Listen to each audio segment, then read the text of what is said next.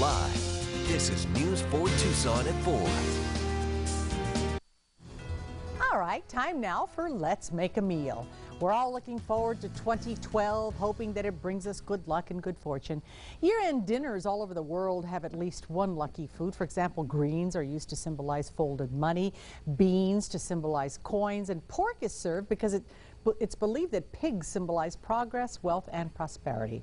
Our food contributor Jennifer English is here with a soup that has pork, beans, and greens, so it is a super lucky food. It's called Portuguese kale soup. You know, I come from New England, and this is a real staple.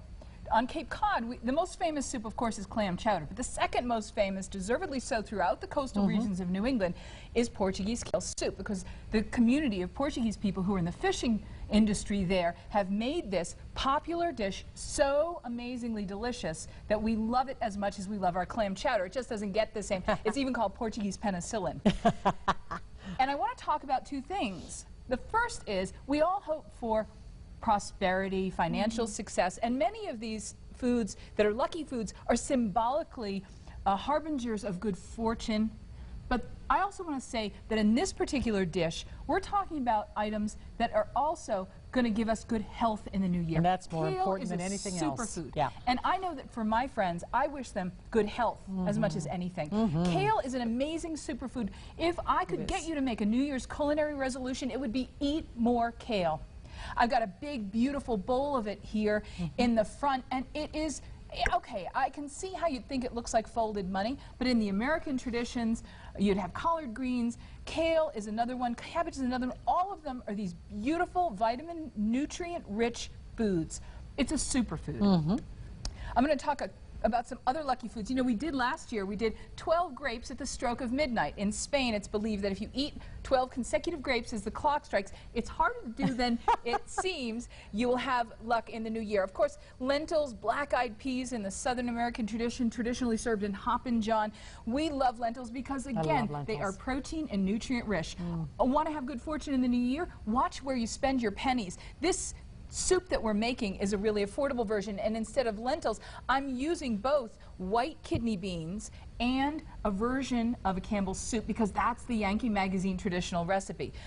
You'll find round foods used symbolically for wholeness in the new year, and the fried donut in Holland and in cultures all over is very popular. I love Le Cave's donuts. I know people like Krispy Kreme, but I love Le Cave's. And last but not least, I want to talk about these full little pockets. Little dumplings of some sort indicate that your pockets will be full in the new year, right? And they have little bits of meat, and it's often because when people were poor, that was all they could afford, was a little bit at New Year's in the hope that it would make it a rich and prosperous year.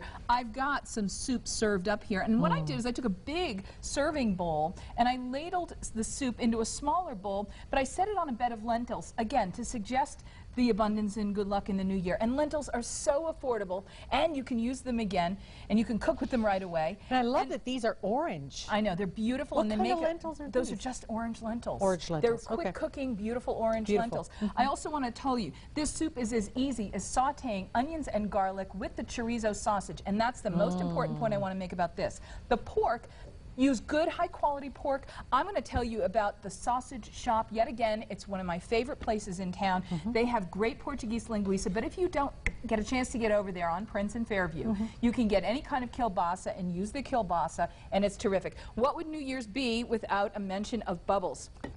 I'm going to mention that we have on our website several recipes. 3, actually. 3 delicious Beautiful bubbly recipes. cocktails that we say we would like to make with Yellowtail bubbles, because it's really affordable, but you can use anything. And I want to remind you of 2 things. Never point a champagne, which is a carbonated wine that has an intense amount of pressure behind its cork. That wonderful popping sound you heard earlier was all that pressure being released. The easiest way to do it is cover it with a cloth once you have the capsule off. You're going to take it and you're going to turn the bottle while you hold the cork. I'm not going to do one right now because I don't want it to bubble over, because sometimes it will. But if you turn the bottle, and the cork will release gently, and you won't have that big explosive, potentially injurious moment. You don't want to get hurt with a flying cork. We've made this fantastic cocktail for you. We've got a blackberry fizz. I've got my ingredients muddled together here. Beautiful. And the color's amazing. And then what I'm going to do is I'm just going to top it off with some bubbles for you. And this is on the website, this on the website, blackberry fizz. Blackberry garnish in the bottom. Beautiful. Isn't that Mine pretty? is made with ginger, and it's just And what delicious. is yours called? This is the ginger bubbly cocktail. Okay, and this is I also... think it was just called a ginger fizz. There's 3 of them on the web. Yeah, there are 3 of them all together. And there's also this wonderful recipe for the soup that you say is like Portuguese penicillin. And it is truly so incredible. I can't tell you how easy this is to make. It is so delicious. You will absolutely love it. Your family will love it. The kale is so richly flavored. It's not like any other green. It's so remarkably delicious. Now let me ask you something about the drinks. Yes. If you don't want to buy champagne, can you use like Prosecco? Absolutely.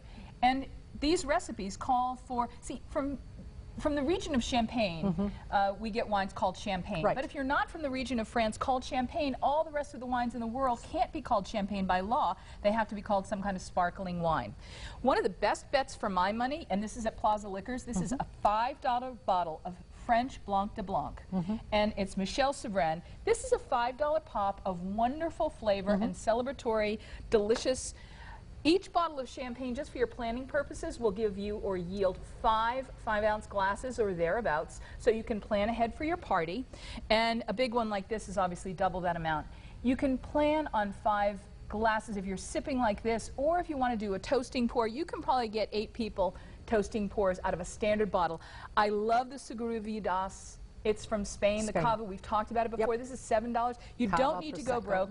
Something like this can run you upwards of $100, and it's a big celebration. But remember, please don't drink and drive. Absolutely. Enjoy responsibly. And many of these can be created. Leave out the alcohol ingredients and go to my all-time favorite Perrier, and it will make for your designated drivers something very sophisticated. And they can still celebrate. Lemon juice, a little blackberry, a little Perrier. Martha, what a great year we've had. Thank you. Absolutely. Here's looking to 2012. Cheers. Happy New Year. Thank you so much. All right. If you'd like the recipes for the soup, for the drinks, just go to KVOA.com, and we will be right back.